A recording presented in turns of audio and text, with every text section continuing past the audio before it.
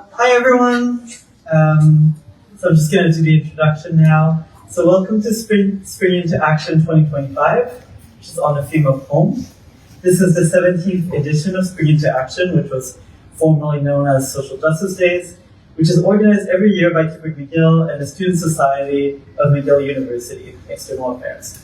We have events running until the 25th. You can check out our flyer at the front. If you're interested, there's a couple of upcoming events. There's one on the theme of homelessness in Mountain Park. It's going to be on Tuesday, and tomorrow there's a de-escalation workshop. So just to introduce you a little bit to QBIG, if you haven't heard of us, the Quebec Public Interest Research Group at McGill, or QBIG McGill, is an independent, student-funded, nonprofit organization that seeks to connect students and community activists. We do a lot of things. We coordinate free popularization events, like this one, support grassroots groups that work on a variety of issues, and we also run a community library and archive of radical materials dedicated to rare, intellectually marginalized books and zines that contribute to QBIG McGill's anti-oppressive mandate. You can check out our library and more of our work at our office at 3516 Avenue Bath, between Monday to Thursday, 1 to 6 p.m. We are currently looking for new board members, so if you're interested in learning more about local, social, environmental issues and developing skills like problem solving, financial management, and event planning, please consider running for a board at our annual general meeting, which is going to be on April 24th. If you or anyone you know is currently a graduate student at McGill University, remember to vote yes for QBIG's fee levy increase. Our $5 semesterly fee has not gone up since 2015, and we're trying to raise it to $6.75. So just a couple more points, and I will then do the land acknowledgement. So we are going to have some food after the lecture, and it's going to be at 7. It's going to be in the room over there. We have cauliflower and tofu wraps. The bathrooms are in this building, and if you turn to the right and go into that corridor, you will find a variety of bathrooms, including the ones that you may need. Now I'm going to pass it to our land acknowledgement. So this event takes place on the traditional territory of the Ghanaian Gehaka. The island, called Montreal, is known as Jojage in the language of the Ghanaian Gehaka, and it has historically been a meeting place for other indigenous nations who are part of the Haudenosaunee Confederacy. For those of us at QBIG, acknowledging the keepers of these territories is part of a process of reminding ourselves that our lives are only possible because of the land that we live on, and that many of us benefit from these territories as settlers. It's also about reminding ourselves of how deeply important it is that our work as a social justice organization be profoundly informed by the context of colonization. We oppose colonization in all of its forms, from Turtle Island to Palestine, and would encourage everyone to seek out more spaces for learning and understanding the history of these territories. As you may be aware, the institution that we are close to and connected to, McGill University, was built from the wealth from which James McGill acquired by enslaving Black and Indigenous people. This colonialism is not a relic of the past and characterizes many of McGill's actions, for instance, throughout the actions for the new VIC project. In our link tree at Cooper McGill, we have some resources we encourage you to consult. I will just end it there, and I will let Yasmin introduce our guest speaker. Thank you so much. Hi, thank you so much for coming, guys. I see your high numbers and I really appreciate it. Today we want to introduce an event with our host, Dr. Alia Al-Saji. She's a professor in philosophy at McGill, and she has a specification in phenomenology, in critical philosophy of race, and feminism. This intersection of domains gives us this event for Gaza as a compass for thinking. With the 17 months of operation and genocide in Palestine, arguably of 76 years, we could say even, Palestinians throughout the ceasefire still do not have access to healthcare. Their infrastructure is still destroyed. They are still hungry. There is no accessible water, but they are still strong. They rebuild. They find community. They find strength, because this is what their philosophy is about. This philosophy of martyrdom, of oppression, of strength and resistance is from the Arab and Muslim communities, which are found in their philosophies. Today, we want to introduce an event that specifies Gaza as what happens after a ceasefire. And our host here has done a lot of research and a lot of publishing, such as the struggles for after colonial duration and disability. So on that note, I will leave the professor to speak. Thank you.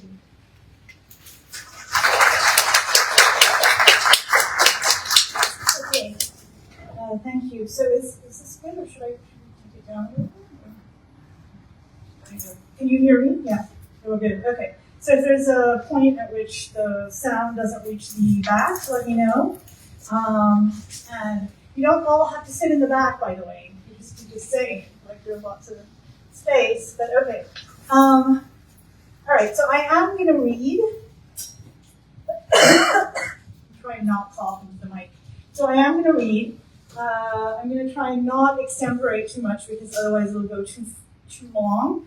And this is about an hour talk, so I just want to let you know. So, okay. So, if I can see my text. Okay.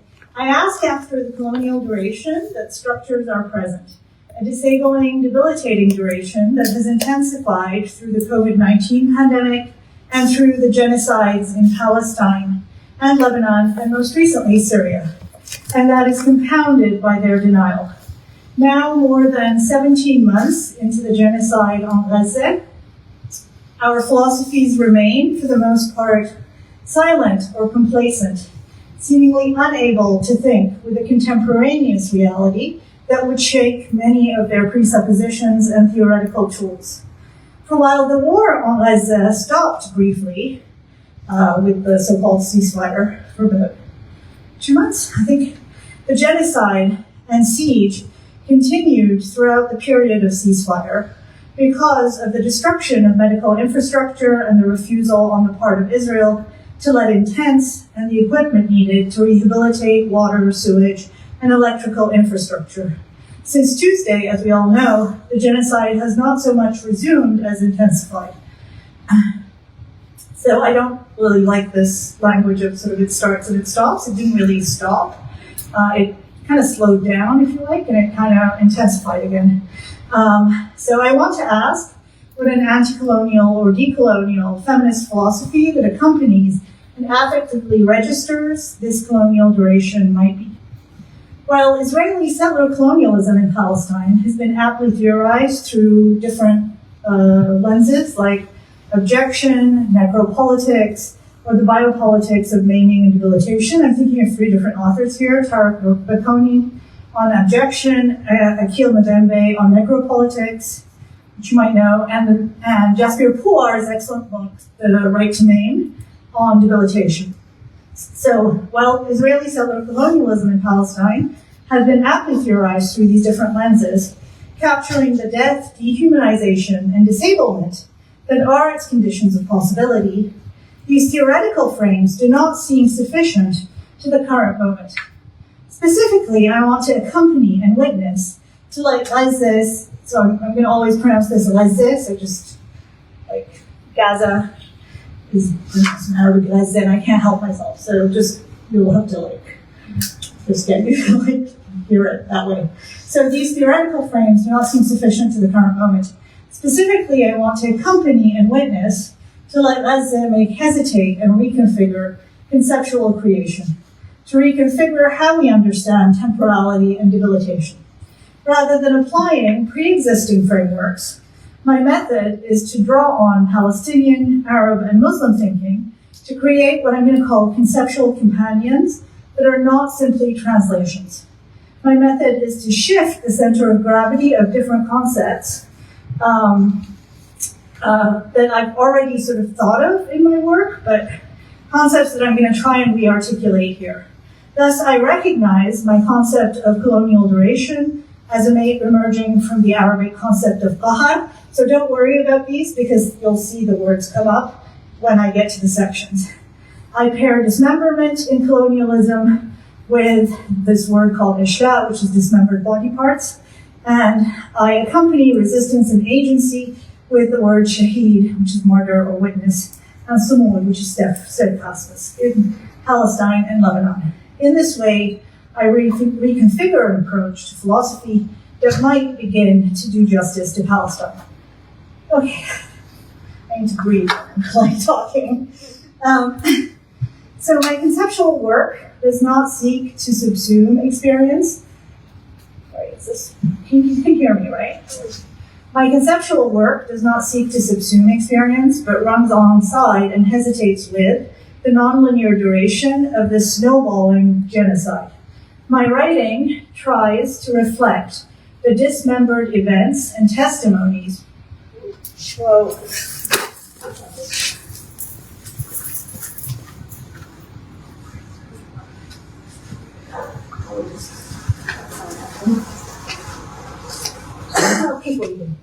So my conceptual work does not seek to subsume experience, but runs alongside and hesitates with the nonlinear duration of the snowballing genocide. Thank you. My writing tries to reflect the dismembered events and testimonies I registered in the past year and a half as I tried and failed to bear witness to destruction and rupture.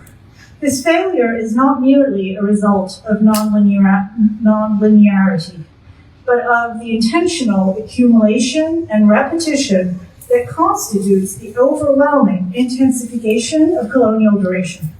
It shows genocide as both relying on and programmed to induce ignorance through the repetition and flattening out of experience, attempting to erase not only hospitals, schools, infrastructure, and family trees, but to efface the singular and concrete to which witnessing looks to testify. Genocide snowballs so as to deny mourning by closing down the temporal interval in which it could take place. Resisting this erasure, I interweave dismembered memories in a nonlinear narrative that testifies to the weight of this colonial duration of genocide, while refusing its inevitability. Genocides, says Alia, are not, and I quote, a discrete event, but unfold over time and share their duration with the lifespan of the regime that commits them. And we have seen this repeat and snowball in Lebanon, in the West Bank, and 2 weeks ago on the coast of Syria. We need a different orientation of perception and memory to register this duration. Okay.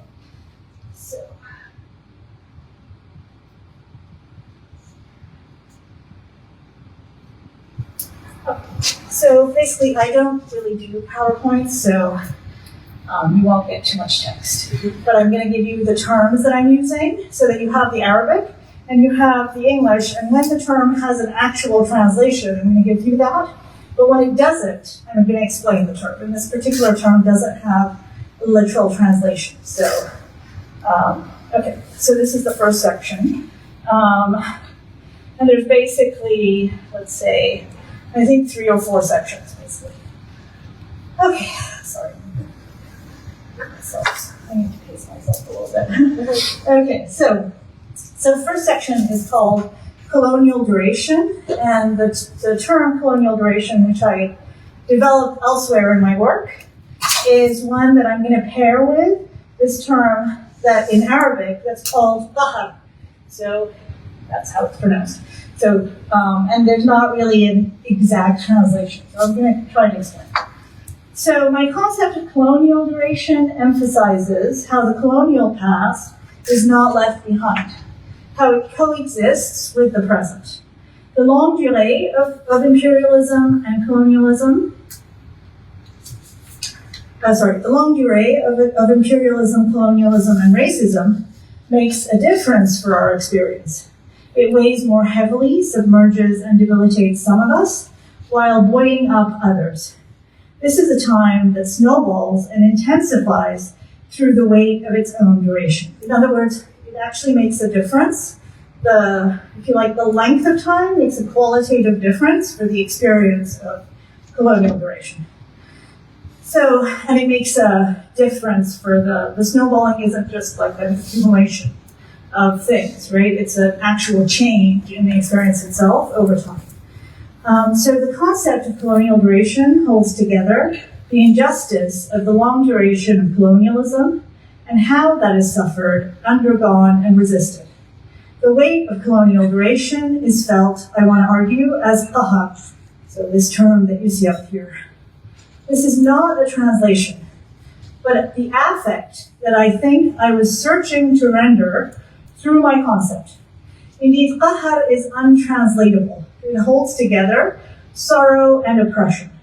It's a burning sorrow that cycles and burrows deep within us.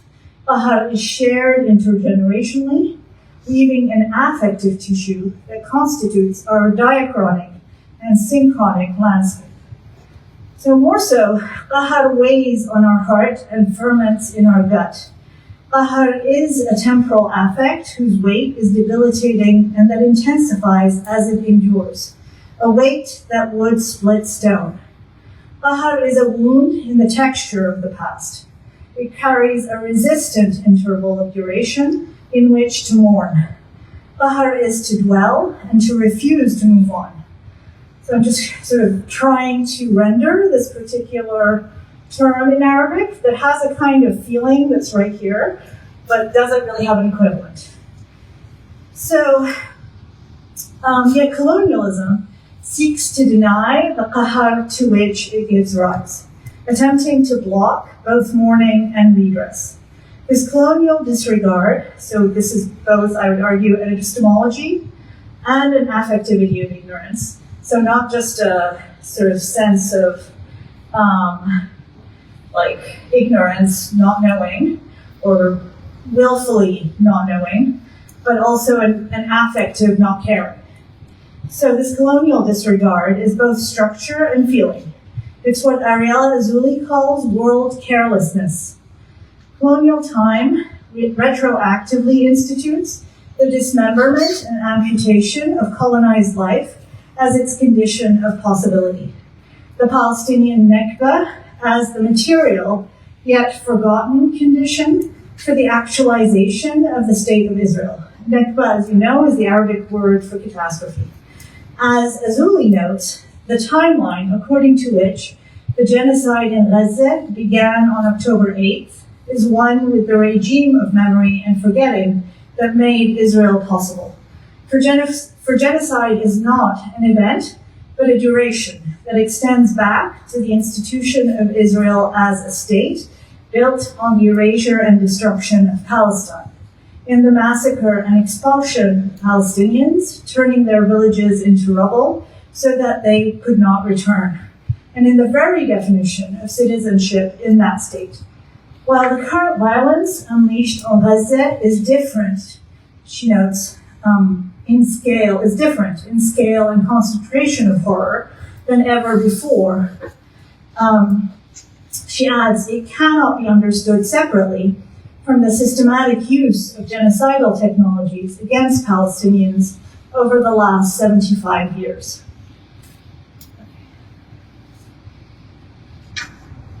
So, Fanon shows imperialism and colonialism to be at once recalcitrant and mobile.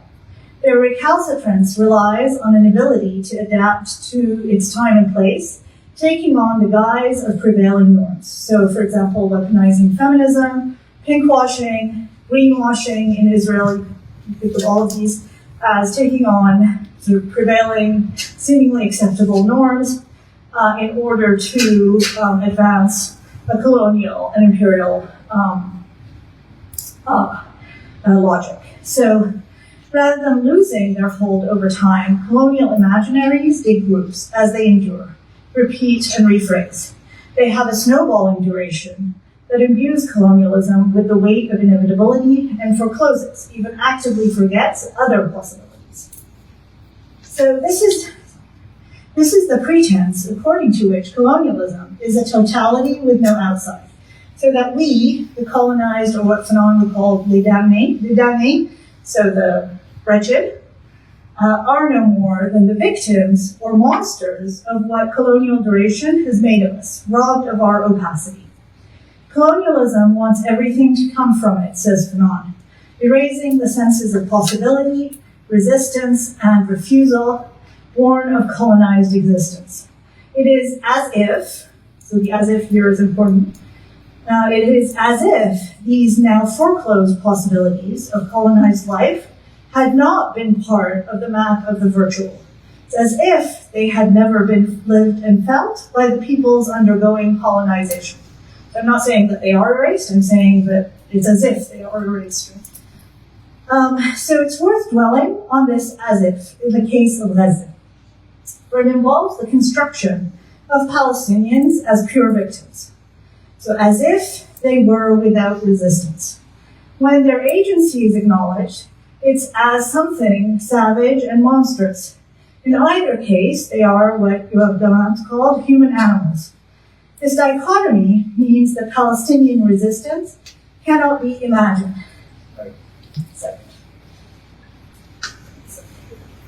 I'll breathe a bit.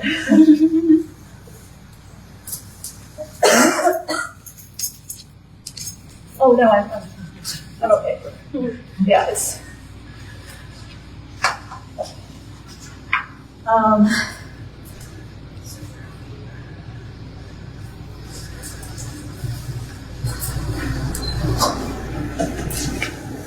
So when their agency is acknowledged, it's as something savage and monstrous. In either case, they are human animals.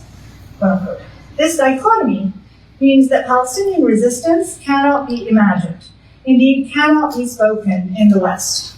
What this dichotomy elides is the possibility of legitimate struggle against a military power, both unarmed resistance, like the Great March of Return in 2018, when Palestinians walked towards the fence and were gunned down, and Palestinians' UN-recognized right to armed resistance against an illegal occupation. So this is generally usually defined as against military targets.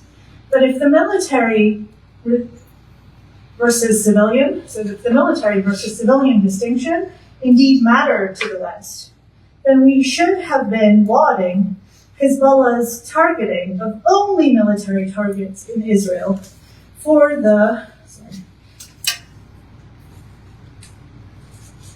then we should have been lauding, I'll just say it again, then we should have been lauding Hezbollah's targeting of only military targets in Israel for the past year and a half in its attempt to stop the genocide. Yet, and in fact, generally speaking, over its history, so over the history of the formation of Hezbollah, they generally intentionally target military targets. It's part of sort of the way they define what they're doing, not because they define that according to international law, but because they see that as actually being an Islamic norm. So it's according to their own norms. So it's a long history, but yet this is actually never mentioned in the West. Reorienting our perception, Abdul Omar says in Helpful Pathology, which is an article where he responds to another article so there was an article by Adam Schatz, I don't know if anyone's read that one, but anyway, called Vengeful Pathologies, just right after October 7th, doing an account of both sides as having sort of engaging in revenge in terms of Israel and the Palestinian resistance. And Abdul Omar responds to that in an article called Hopeful Pathologies, where he emphasizes what it might mean to see Palestinian resistance as rational military agency rather than vengeful pathology. So rather than something like characterizing resistance as something emotional without a kind of rationality to it, trying to sort of outline why there might be a logic to what Palestinian resistance does. Okay, so more so, this elides the multiplicity of Palestinian steadfastness or sumud. Schoolroom in a tent, communal weddings in Rafah, building. So I wrote this article over a long period of time, and I kept adding different things, so you'll see that it's kind of built up. And the choice of examples actually just has to do with what I was noting at the time. So, because it's kind of impossible to choose. So So I don't mean to highlight certain things versus others. So a schoolroom in a tent, communal weddings in Rafah, building a clay oven to bake bread, cleaning and rehabilitating a burnt-out hospital, however partially, and erecting a tent over the rubble of one's home. What does it mean not to pity, but to bear witness to Palestinian resistance in returning to live on the land that Israel has made uninhabitable? And I'll put that word in quotation marks and actually say that we should not be using it, but except in quotation marks. So, in returning to live on the land that Israel has made uninhabitable, and from which it had to retreat due to that very resistance. For that matter, what does it mean to call a land uninhabitable? Unlivable for whom and by which standards of humanity? For example, Jabalia, which is in northern Gaza, alone has been destroyed 3 times. Early on in the ground invasion, the first ground invasion back in November, then November 2023. So then in May, June 2024, and finally for 100 days leading up to the recent ceasefire. Yet its residents once again returned to live there as soon as the ceasefire came into effect. Okay.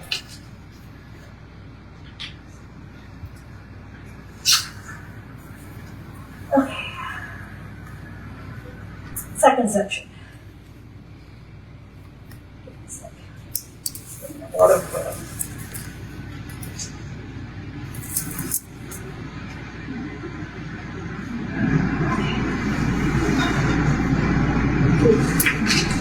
Okay, so the second section is called colonial dismemberment and amputation. And I use the term, and this term actually does exist in Arabic. It's one term, which is ashla'a, which means actually dismembered body parts. There's other terms you can use, but ashla'a is the most frequent. So I just want to note here something, which is that actually in my other work, like on disability, I actually developed and talked about some of these notions, like dismemberment, and as I'm going to outline its importance in colonialism. But I never actually made this link in previous work to either Palestine or to Arabic concepts. And I think there's something to be said about why I didn't do that, even though the terms both exist and are things that I actually am aware of. For example, qahr, which I just went through, is a term that I always was thinking of in the back of my head when I was talking about colonial duration, but never actually put down on paper. And one might want to ask, like, why not? And I think that actually has to do with the sort of way in which contemporary, not medieval, but contemporary Arabic concepts are not considered philosophical. So I'm just going to put that as a little thing. So, okay. So listening to Palestinians after another massacre in Gaza, I was reminded of a word in Arabic, which is ashla'a.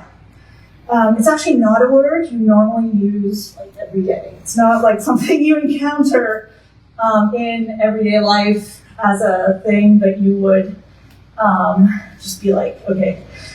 So it's kind of interesting to hear it so often, right? So ashla'a means dismembered body parts. It can mean human or it can mean animal. It doesn't have to be just human. Israel's genocide produces ashla'a every day. From actually not just obviously in Palestine, but also it did produce also in Lebanon when the war was going on in Lebanon. So from hellfire actually and through the multiple different ceasefire infringements that Israel goes through and sort of just blows people up constantly in the south now. So it still comes up. So Israel's genocide produces ashla'a every day, from hellfire missiles, from drones, from one-ton bombs. Every massacre brings images of cut-up body parts and family trying to collect the pieces from beneath the rubble for burial. In a podcast that ostensibly led to her suspension from Hebrew University, though she was later reinstated, until her subsequent arrest, Nadira Shahoub-Kevorkian talks about ashla'a. So Nadira Shahoub-Kevorkian, you might know, is works on like childhood and works on the philosophy of education and is a feminist philosopher, is a Palestinian feminist philosopher from within the Green Line. So in actually in Jerusalem. So okay, so she notes early on in the war, we saw a video of a man coming to the Indonesian hospital in northern Gaza, carrying 2 bags containing the dismembered body parts of his children. Last May, I saw live coverage of a journalist targeted by a drone that shot off his foot. I will never, so these are just descriptions. I'm never going to show you any images. You can go look for the images yourself, but I don't actually think you need the images. You probably know this already, but so I will never forget seeing the beheaded body of beloved journalist Ismail al-Ghoul still wearing his press vest with his head shredded to pieces. On August 10th, we witnessed what was probably, so August 10th, 2024, we witnessed what was probably the most explicit reduction of bodies to dismembered flesh when Israel bombed the Tabernanes pool in El Daraj neighborhood of Gaza City with GBU-39 US-made bombs at dawn. Since Israel targeted the mosque area of the school where displaced people sheltering in the school were performing dawn prayers, more than 100 people were killed in this one, quote-unquote, precision strike. Paramedics described what they encountered as, quote-unquote, meat. And journalist Enes Sharif broke down on camera, unable to find the words to describe the scene. Dismembered body parts were mixed together, making it impossible to identify the parts or reconstitute bodies for burial. The director of the Baptist hospital described finding the shattered head of one victim within the crushed legs of the patient he was operating on. Instead of remembering and mourning the singular, families were given bags of dismembered flesh to bury, 70 kilograms for an adult, 18 kilograms for a child. This massification is another stage in the dehumanization of genocide. Shahoub-Kevorkian gives a compelling argument for understanding Palestinian resistance and steadfastness, or sumud, as collecting back together these ashla'a, so these dismembered parts. So actually remembering them. Yet she also takes ashla'a to be exceptional to Palestine. And in so doing, I think she misses the intimate role and centrality of dismemberment, amputation, and massification to imperialism and colonialism in their long durée. As another Palestinian philosopher, Zahi Zalua, has shown in an excellent essay called Against Exceptionalism, taking a particular form of oppression to be incomparable falls into the ideological trap of exceptionalizing a unique victim and rendering banal other genocides. In the case of Palestine, this cuts both ways. For it not only obscures the continuation of colonial duration in Palestine, it also prevents us from seeing the importance of the struggle for Palestine within the long durée of colonialism. More importantly, it elides the centrality of amputation.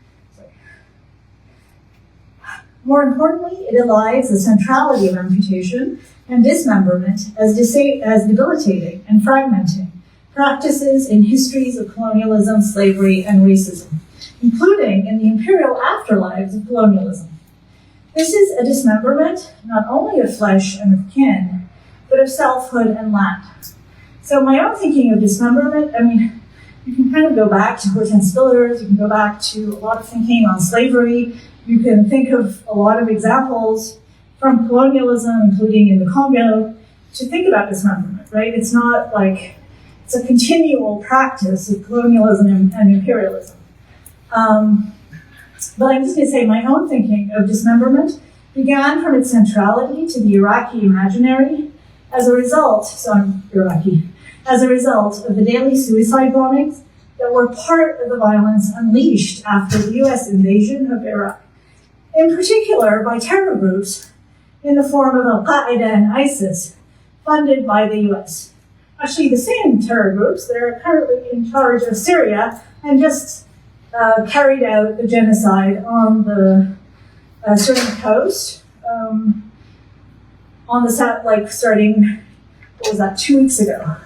And that has been completely denied, but also ignored, not only by the media, but also by, and I'm just going to say this, the Palestinian pro-Palestinian movement in the West, which is actually a problem.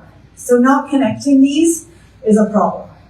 We have to continually connect these genocides. They're not disconnected. The rise of ISIS and of basically Al-Qaeda, which became al-Nusra, which became Hayat Tahrir Sham in Syria, and the fact that it's conducting sectarian violence is connected to the dismemberment of the axis of resistance and of material support for Palestinian resistance in Palestine.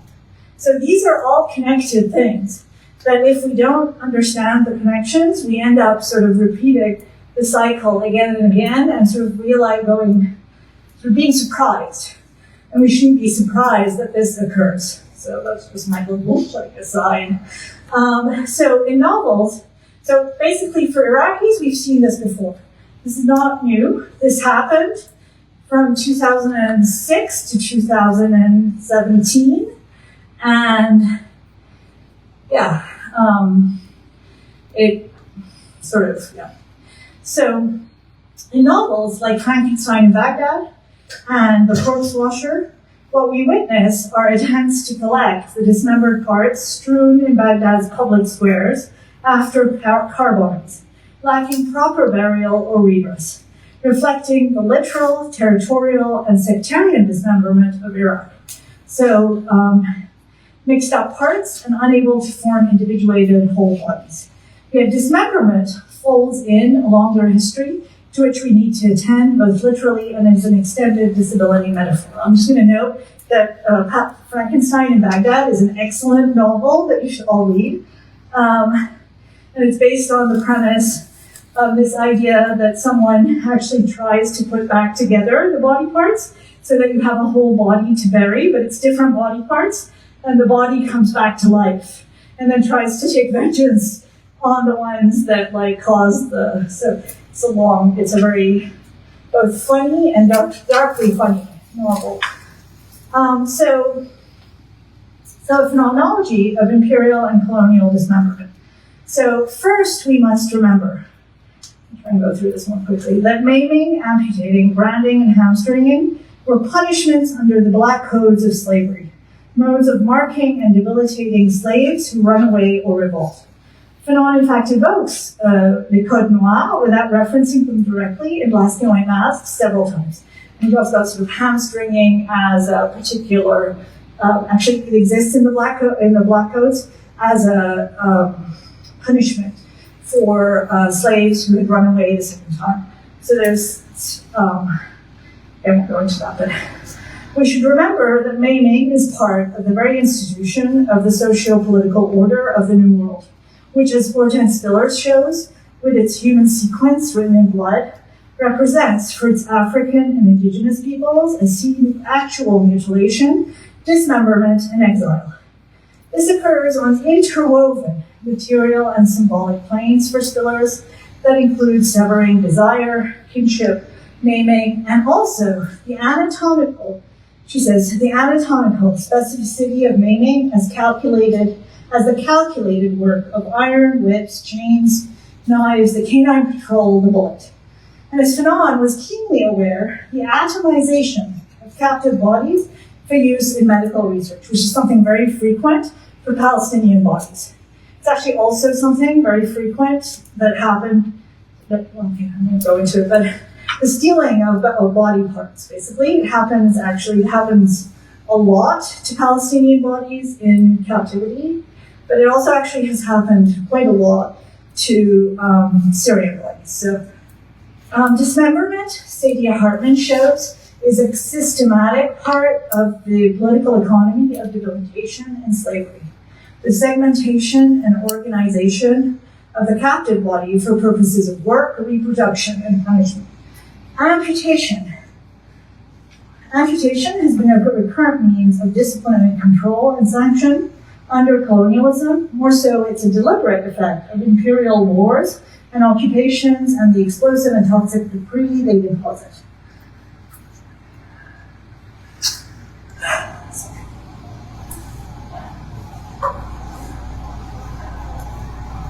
So second, we must attend to phenomenologies of maiming as experiences of sensing and pain registered in the flesh, whose affectivity is irreducible to the violence of maiming itself. When a presentist picture is drawn of amputated disability as accident, it's not only the debilitating violence of colonialism that is elided in its duration, but also the ways in which this is lived, intensifies, and is endured. This colonized affectivity is more and other than the mirror of what colonialism makes of us. It matters how one dies dismembered under the rubble, how amputation takes place without anesthesia, and what care is available to the disabled body thereafter. The prognosis of maiming is no longer disability, but debilitating pain and slow death through infection and sepsis when the healthcare system has been shattered. Okay, so now. So on November 17th, 2023, so this is a bit of a case, but I kind of leave it in. So on November 17th, 2023, I listened to the phone calls of the doctors from within Al-Shifa hospital on Al Jazeera. This is not an endorsement of Al Jazeera. So, various reasons for being very critical actually of them. But I just happened to be listening on that day. So, and their coverage of Gaza is excellent. So, this was, so it's no reflection on the journalists in Gaza that I'm not endorsing Al Jazeera. It's for the rest of their coverage, it's a problem. So, this was the first Israeli assault on Al-Shifa. IDF troops, so if you remember Al-Shifa hospital, IDF troops had besieged the hospital, cutting off all remaining access to supplies, water, and fuel. The head of orthopedic surgery, Adnan Bush, described how they had to carry out amputations without anesthesia. His voice cracked, and he began weeping on the phone. So now remember, this is November 2023. They lacked medications, antibiotics, and disinfectant for the wounds.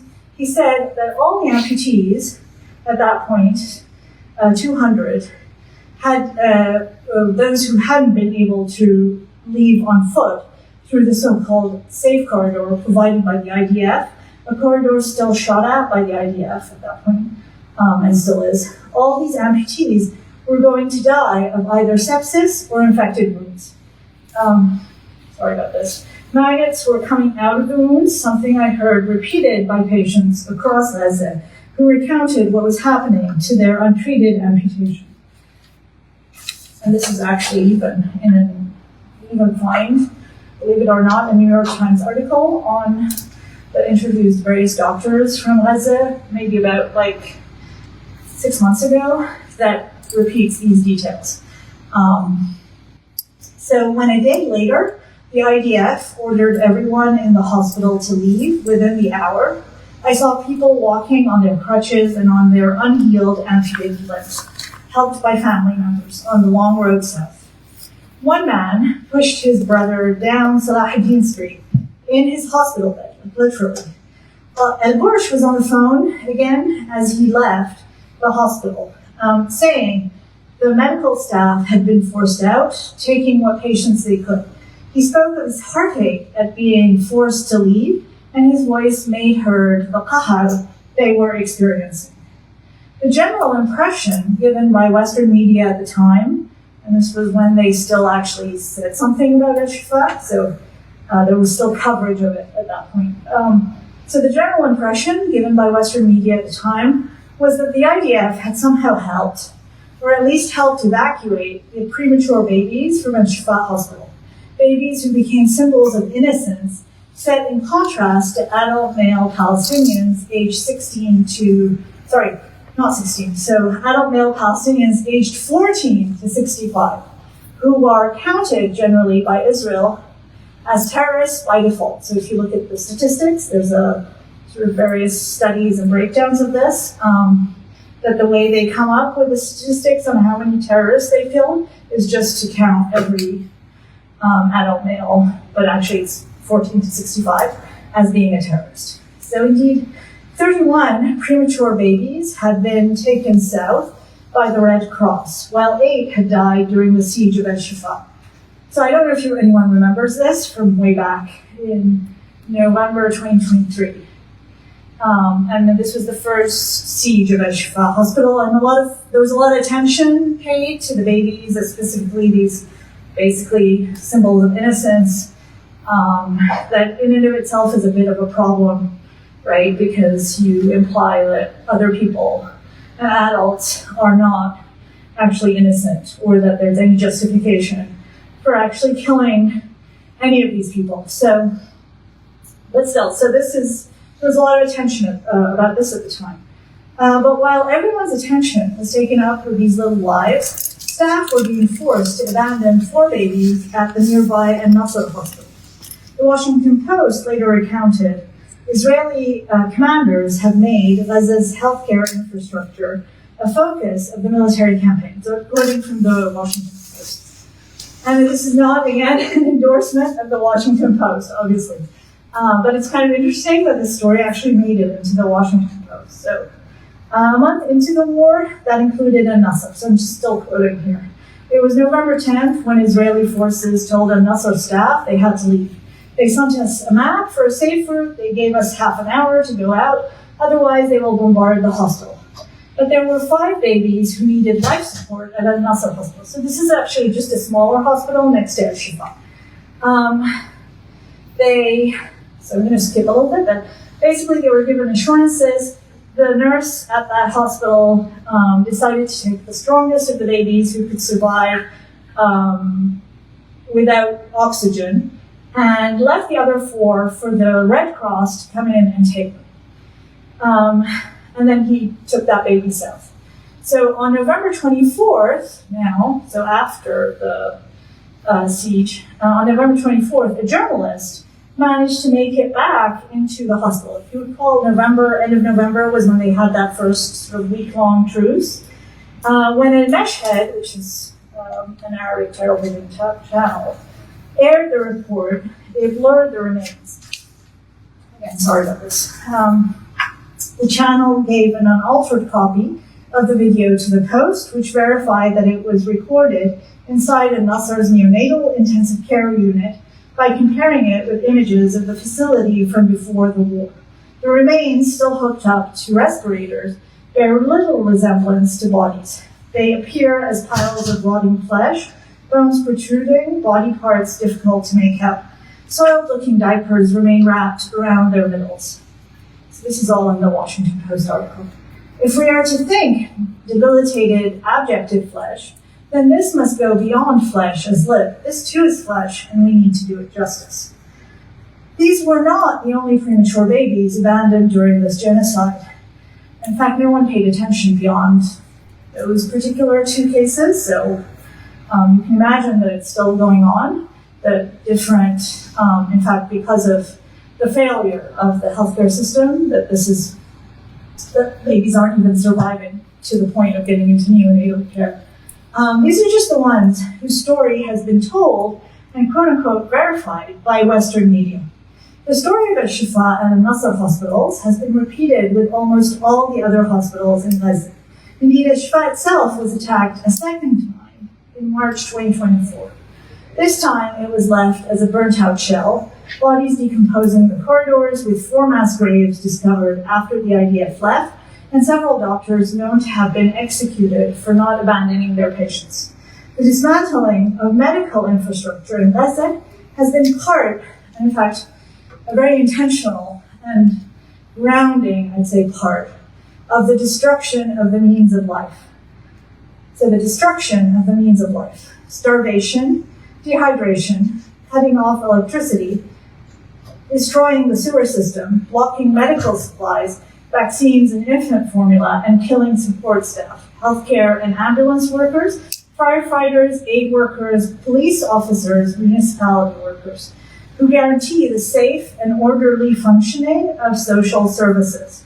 Yet this repetition and accumulation has meant that after the first siege of Al-Shifa, it became difficult to remember and do justice to the suffering and resistance taking place in the rest. Attention was diverted from one hospital to another, from one massacre to another, blurred into generality. And I think that's part of the point, right? Like, it's sort of an accumulation where you lose track of the details. You lose track of the actual singularity of the cases. So while people paid attention to Al-Shifa on the first run, they didn't on the second, right? And while they paid attention to one hospital, they didn't pay attention to the others because they started worrying and you started not to actually realize, like, is this another hospital? Wait, didn't that just happen? Like, is that older news? No, it's actually the same news, but again, right? So one way to ensure that non-life-threatening wounds from maiming need amputation, and that amputation leads to infection and slow death, is to destroy the hospitals where these wounds could have been treated and disappear or detain or eliminate the healthcare workers who could have saved limbs and life. To be injured in Gaza is actually most of the time, medium severe injuries anyway, certainly severe injuries, is to be destined for death. As reporter Anas Sharif bluntly said, after another massacre took place in Jabalia, where he lives. This complicates Jasbir Pour's account of debilitation as a triangulation of making die, letting live. So it's triangulation between making die and letting live, and debilitation is this something else. But is there a way to understand this apart from the oscillation of theories of biopolitical necropolitics and of biopolitics or necropolitics? Is there a problem with actually having that dichotomy of life and death? I'm going to argue this at the end with the concept of shaheed as a framework. So the necropolitical and the biopolitical frameworks assume a life-death dichotomy, right? They assume that you have the making live, letting die, or letting live, making die, and come up with so Pour comes up with this third concept, debilitation, in order to trouble the dichotomy, but it's a concept based on not letting die, right? On the idea that Israel is not letting people die in order not to count those as not casualties, but not to count those as deaths, right? But of course, this is not what's actually happening now. And so the framework kind of comes under pressure, and we have to come up with something else. So, which is not to say that the framework is not actually useful, it is. But there's more to this story. So when Adnan Borsch, if you recall, the orthopedic surgeon I was talking about, left Al-Shifa back in November during the first siege of Al-Shifa, he did not go south, but rather wanting to continue caring for his community, he moved to the Indonesian hospital, still in the north. When that hospital was shelled by the IDF, Al-Borsch was injured and his patients killed. After he recovered, he moved to a third hospital, Al-Auda Hospital in Jabalia, so still in northern Gaza. But when the IDF besieged that hospital in December, so again, this is December 2023, Al-Borsch was abducted and disappeared into the Israeli prison system, taken to the notorious military prison of Sidi Tima, where Gazan detainees are held, and then to Al-Fur prison that Israel runs in the West Bank. In early May 2024, the Palestinian Prisoners Society announced that Al-Borsch had been killed by torture in April 2024, while in Israeli detention. His body is still being detained by Israel. Over and above, as you know, anyway, long story about detaining bodies, but you probably know this already, that Israel detains bodies and keeps them sometimes in what's called a cemetery of numbers, and often, so if there's a a sentence to to complete. Always to complete the sentence. Okay. So, over and above the now well-documented rape and torture which detainees from Gaza have had to endure, torture that has led to amputations due to the tightness of restraints, physicians from Gaza are actually more at risk. Ever since the medical director of Al-Shifa hospital was arrested, and ever since Israel released footage of a testimony from another doctor, quote-unquote, confessing to Al-Shifa being used as a Hamas base, it has been to remember the whole tunnels under. By the way, they knew there were tunnels under Al-Shifa hospital because Israel had built the tunnels. You know this part? Okay, good. And those tunnels weren't connected to the rest of the tunnel system, so it was kind of anyway. You can ask me questions about this if you want, but I have way too much information. So it's been common practice for Israel to try to extort confessions from medical staff to retroactively justify its war on hospitals. And as we know from multiple human rights, there's actually Israeli human rights organizations,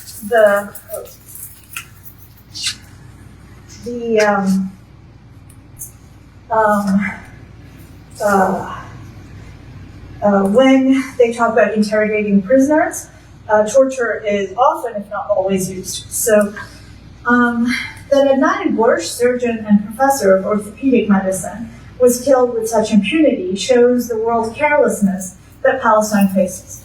Maybe because his phone calls were so full of care and sorrow, leaving a memory deeper than any image. There was something deeply upsetting about his debilitation, imprisonment, and death. To debilitate not only the healthcare system, but also the one who cares for amputated bodies, few words capture how that feels. While the past hurts, histories of the present are excruciating. In the last few months before the ceasefire, Kamal Adwan Hospital in northern Gaza, Sinjabadia, was besieged and shelled repeatedly. IDF troops broke into the hospital, so this was at the end of 2024. IDF troops broke into the hospital and ordered patients to walk out, separating men and women, abducting those deemed of fighting age, so 14 to 65, detaining the head of the hospital, Dr. Hassam Abu Safiya, and killing his son, Ibrahim. He buried his son in the courtyard of the hospital.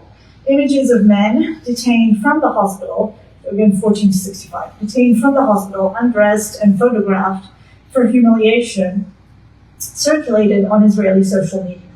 This is after they bombed the oxygen supply station, causing the deaths of children on breathing support and babies in incubators. For Kamal Adwan is a children's hospital. A few days later, the IDF returned and abducted Hassam Abu Safiya, who you probably have seen campaigns to try and get released, disappearing him into the Israeli prison system. They burnt the hospital, leaving it a destroyed shell. And by the way, B'Tselem, which is again an Israeli human rights organization, actually published quite a good report in 2024, saying that we shouldn't actually call this a prison system. We should just call them torture camps. So, okay. So the last section now. So this is on sumud and shaheed. So thinking debilitation through sumud and shaheed. So another 10 minutes, hopefully. So, Adnan Borsh is a shaheed in Arabic. So shaheed comes from both martyr and witness. I'm going to explain why it's not exactly the same as the English word martyr in a minute. We can imagine that his istishhad, which is martyrdom, arose out of his steadfastness or sumud under torture. Anthropologist Lina Palestinian anthropologist Lina Ma'ari explains that, and she says, sumud translates roughly as steadfastness, and it has no fixed meaning. It can only be approximated through an assemblage of the singular practices of Palestinians in sumud. Sumud has a history that arises within the interrogation cell in terms of practices of defying and challenging colonial power, of refusing to provide a confession that would accede to Israeli demands and betray others. She actually goes back in time, and the time that she's talking about this sumud in the interrogation cell is actually from the 70s. So it dates back even further. As Mary notes, sumud is an anticolonial mode of being. It reflects a refusal, so refusal here is important, a refusal to surrender to the colonial order. More so, sumud is not individual but collective. It is at once relational, so drawing together a communal, familial, social, and affective tissue, and it is oppositional to colonial relations. Sumud is part, she says, of a material culture of resistance that goes beyond the binary of victimhood and agency. It's actually, she says, a suffering heroism. That would be the best way to describe it, a suffering heroism. In sumud, pain and qahr are shared rather than individualized, capacitating a temporal space to build a resistance movement capable of resisting colonization. So the refusal you should think about in sumud is both a refusal to surrender, but it's also a refusal of sort of recognize the colonial order as the order that gives meaning, right? So you're both refusing, like on the level of actually surrendering into it or giving the confession, right? All of these things. But you're also refusing to give it authority. And that in and of itself is important. So sumud is both made possible by colonized sociality and actualizes such sociality, right? It's not an individualized mode of being. This colonized sociality, I would say, is not limited to the living. It includes the dead, in particular, all those who have died unjustly, who have been martyred for their land. In the context of the genocide in Palestine and the war on Lebanon, this includes all those who have been killed, whether Muslim or Christian. The term martyr is an inadequate translation of the Arabic term shaheed. First, because a shaheed is also a witness, but second, so it also has that sense of like to see, to witness. But second, because the shaheed is repeatedly described in the Quran as alive. The concept blurs the life-death distinction and means that frameworks of, I think, biopolitics and necropolitics cannot be applied seamlessly to Palestinian or Lebanese or Arab contexts. So, shaheed. The Iranian philosopher Ali Shariati, so again in the 70s, he actually was martyred under the Shah of Iran before the Islamic Revolution. He's thought of as being a sort of philosopher that really influenced the development of the Islamic Revolution in Iran, but he died before it. So the Iranian philosopher Ali Shariati distinguished shaheed from martyr.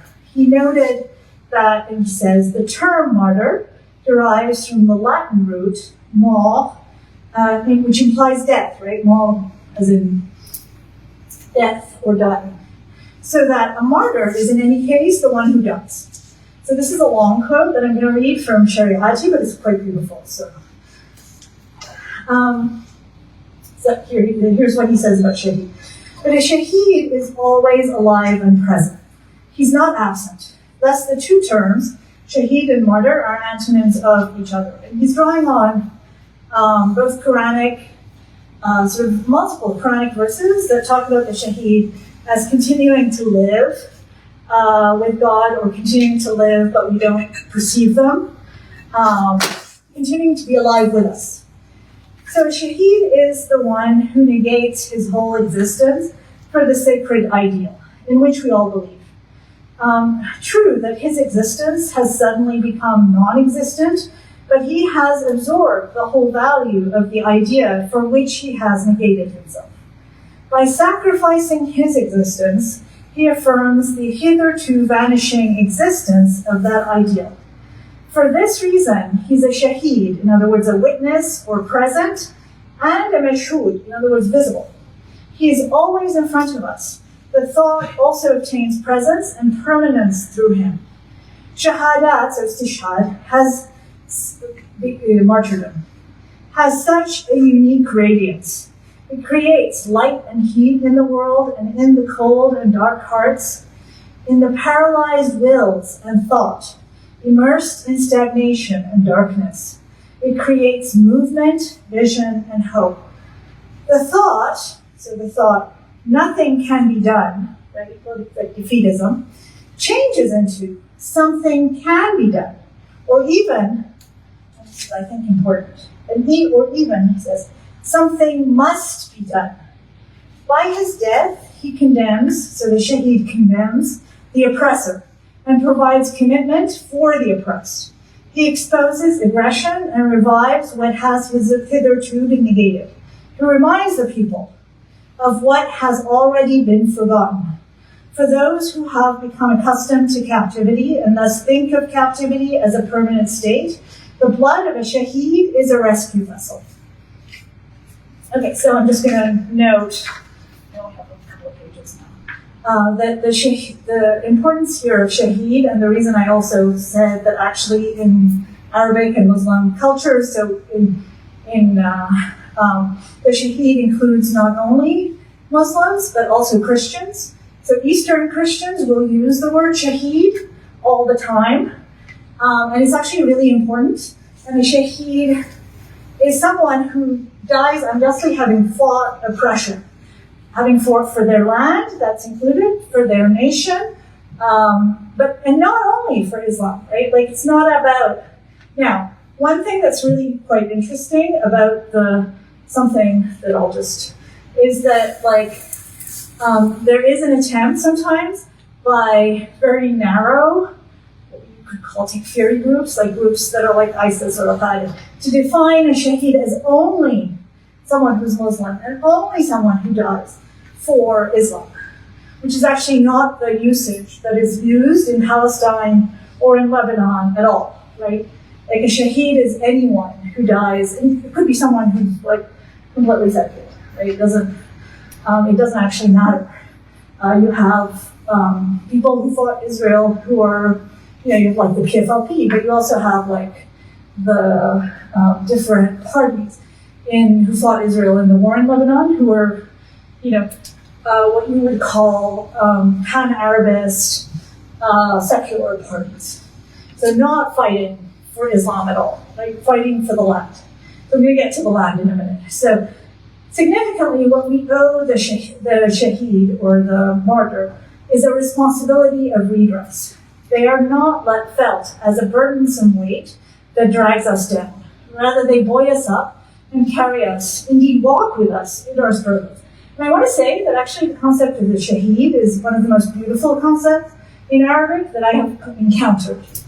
Colonized sociality is thus to take the dead as our companions, and not as part of a past that is over and gone. As living yet not perceived, they open up and create dimensions and orientations according to which we who remain after them can live, feel, and perceive. Dimensions through which we can remember, so bring back together, what has been dismembered, though without any illusion of a return to wholeness, or somehow a return to the past. This is the sense in which Shariati says that the idea becomes both actualized through the shaheed as witness and virtualized through their blurring of life and death. So holding together sumud and shaheed means understanding colonized sociality as interweaving both living and dead in a collectivity that redresses the dismemberment and fragmentation that Israeli coloniality and US imperialism constantly perpetuate, the repeated cuts of land, territory, flesh, kin, and time. So, for some, last page and some videos. Over 2 days, in January 20, so this paper goes up to that point.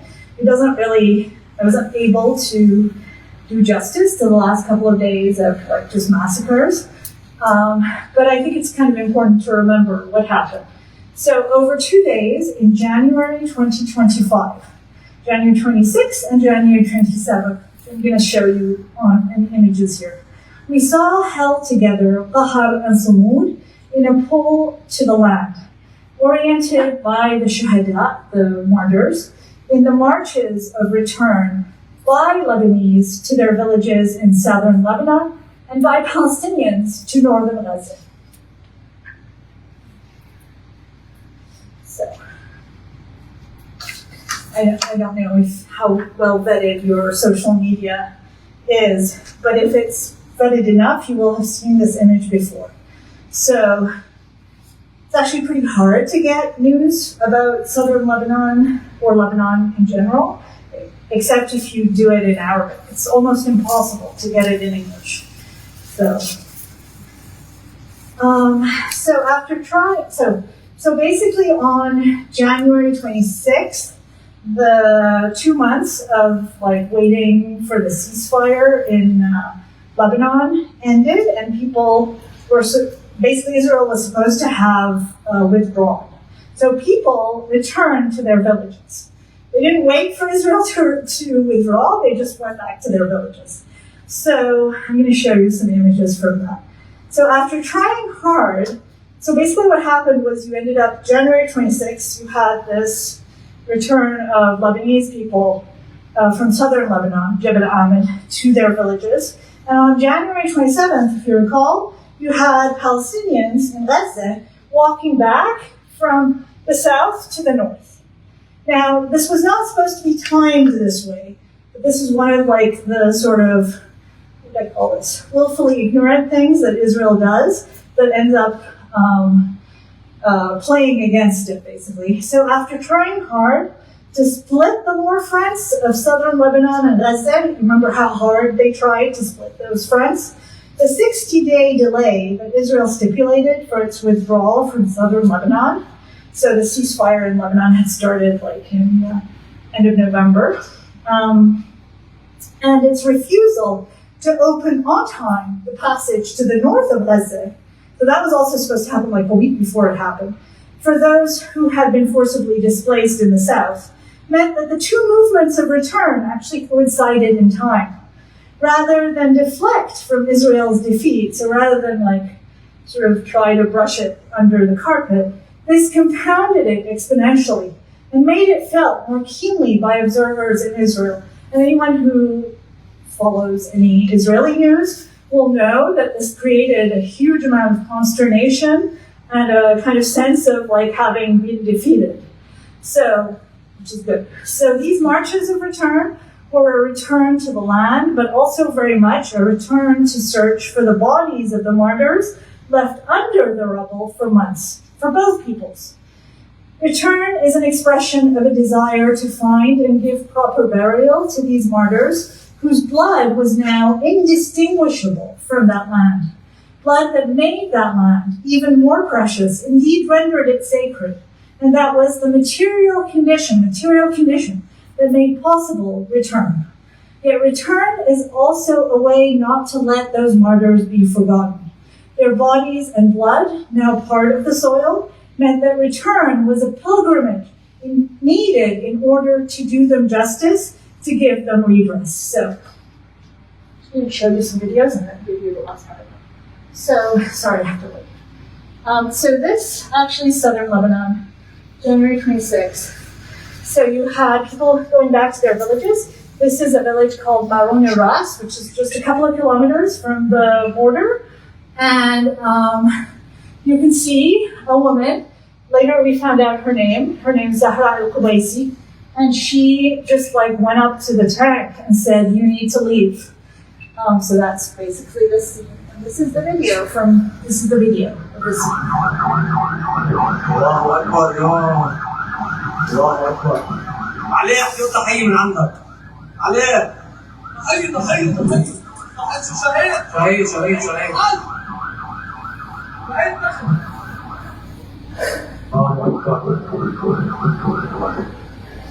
So she actually was injured, and had quite a bit of shrapnel and had to end up going to the hospital. She didn't want to leave.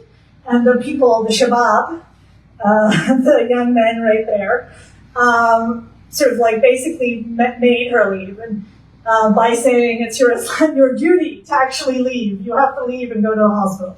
And she got treated and she's okay. But basically it's not like the confrontation was without risk or without injury or debilitation. So I just want to point that out. And actually quite a few people died that day.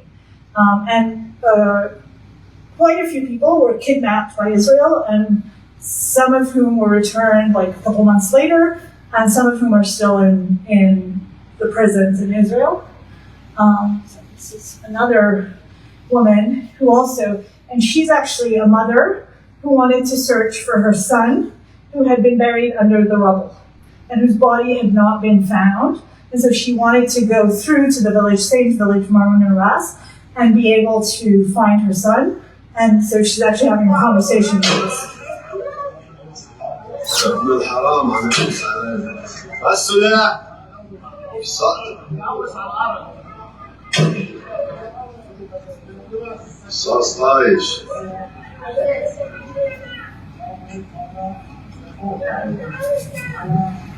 So she's saying she wants to go through, and she's saying this soil is ours. You need to leave. And she's saying she wants to go through to go search for her son. So, and then I have one more, and this one's good because it reminds us what Fanon said and what a lot of Lebanese resistance says, which is the best way to deal with your enemy is to mock them. So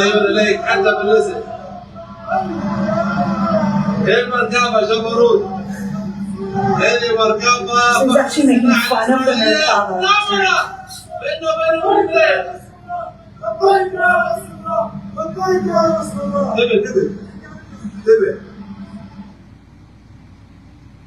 هذا ببيت إسرائيلية. أستراليا. هذا سمعت السيد. So they were okay, despite this.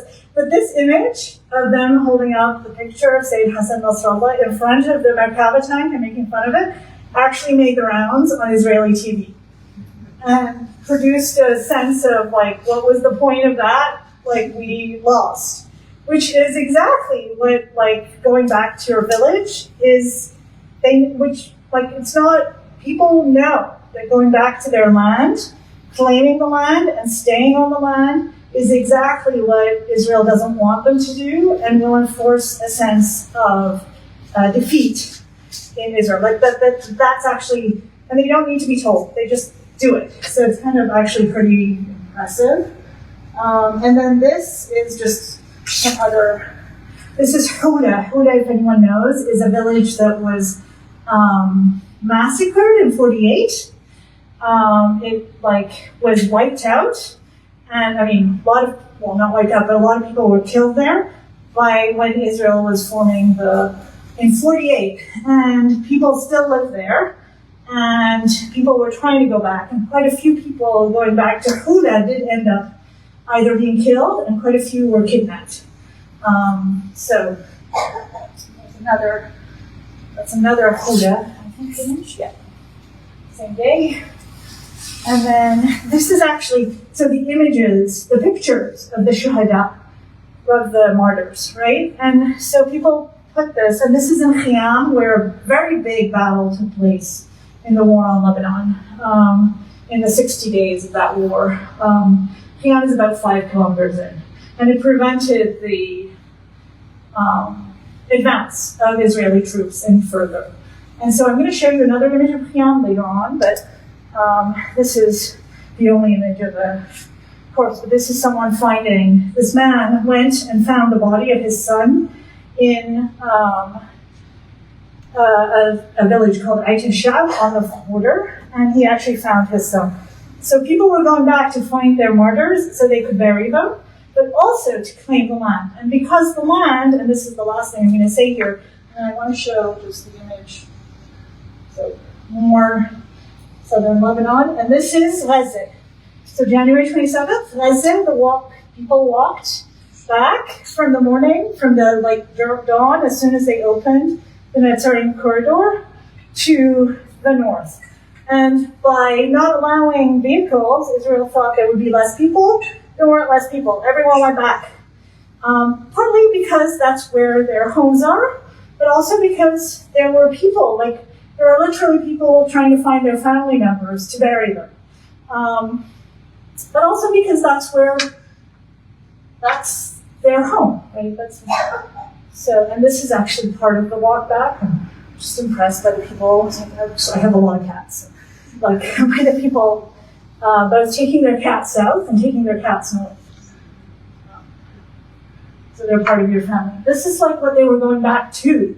So this is in northern Gaza, Beit Hanun, which is in northern Gaza, which is this is what they're going back to. So, okay, so I have a couple more things. So this is the end of the, my last paragraph. So I'll end with these words of a shaheed that remember, that is lovingly embrace and hold together the land, the bodies, the lives, the trees that have been fragmented and dismembered.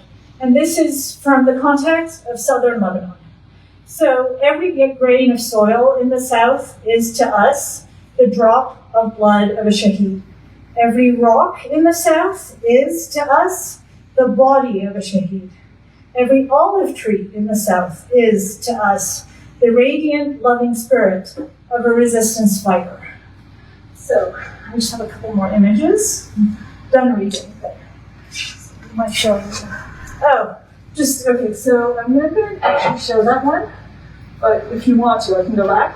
But this is part of the sort of going back to the land, which is that they actually have a project where they give people caravans or mobile homes. And this was attempted also in Gaza, but Israel wouldn't let the mobile homes and caravans in, so that farmers could plant the land. So I'm not going to show, it's actually there's no sound, I don't know why. But okay, it doesn't matter, I just wanted you to see. So they actually have these caravans that they're bringing to a village called Ramia. And you'll see the village is actually on the wall. You can see the wall between southern Lebanon and Israel, or occupied Palestine, there. And so he's talking about what this project is, of bringing these mobile homes or caravans for people, for farmers who want to be able to plant the land and not miss another season. So this is actually really important because providing sustenance, making sustainable, right, living in the South by planting it again so that you don't rely on humanitarian aid, but you actually plant your own land so you can, in fact, have those resources for your society is a really important part of, reclaiming. So, and then this is the town that I mentioned, Khiam, where you have all the images of the martyrs, right there on the rubble. And this is an iftar. So it's an iftar, collective iftar, which they used to do before, but they're doing it now in particular so that people can stay in the town because they're living in rubble, right? And so they can both rebuild this society, but also eat among the rubble, but also accompanied by the martyrs who are there, and these are the families of the martyrs, right? So it's like a way of sort of cementing it all together. I'll just stop there. Ooh, okay, that was long. Sorry, people.